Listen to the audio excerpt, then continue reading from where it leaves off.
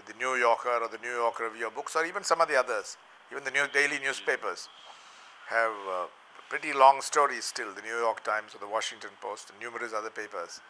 But the global trend is to go for short form, which has its virtues, because you got to grip the reader.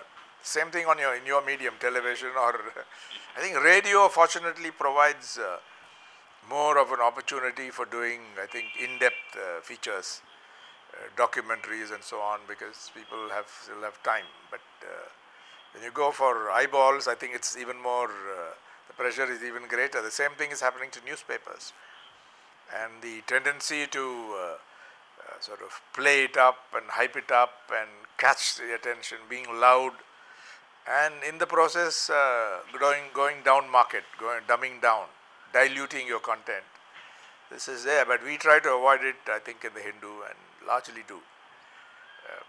But daily journalism is more stimulating and is quite exciting, and everything comes at you the whole day, unrelated things. So the real skill is to be able to absorb, so first be able to withstand that pressure and not get confused, and then to absorb it and try to put out a fairly coherent product, which is a newspaper.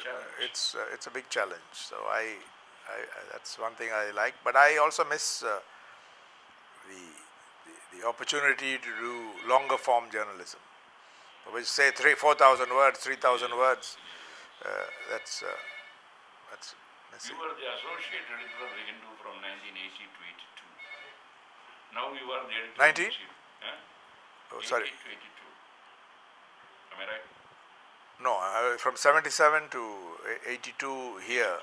I continued to be associate editor, but I happened to be in Washington. Yeah. In Washington, yes.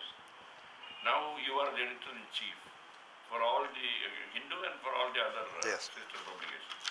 Now, what difference do you see in the journalistic trends in the early 80s and now? Now, the first thing is that there are more mistakes. The standard of English has gone down generally across, although more people now have English, and some of them write very well.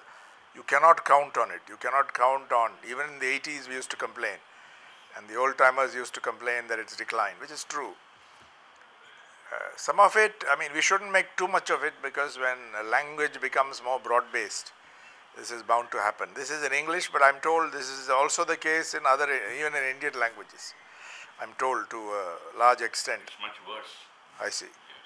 Yes. Yes. So it's not just a problem for English language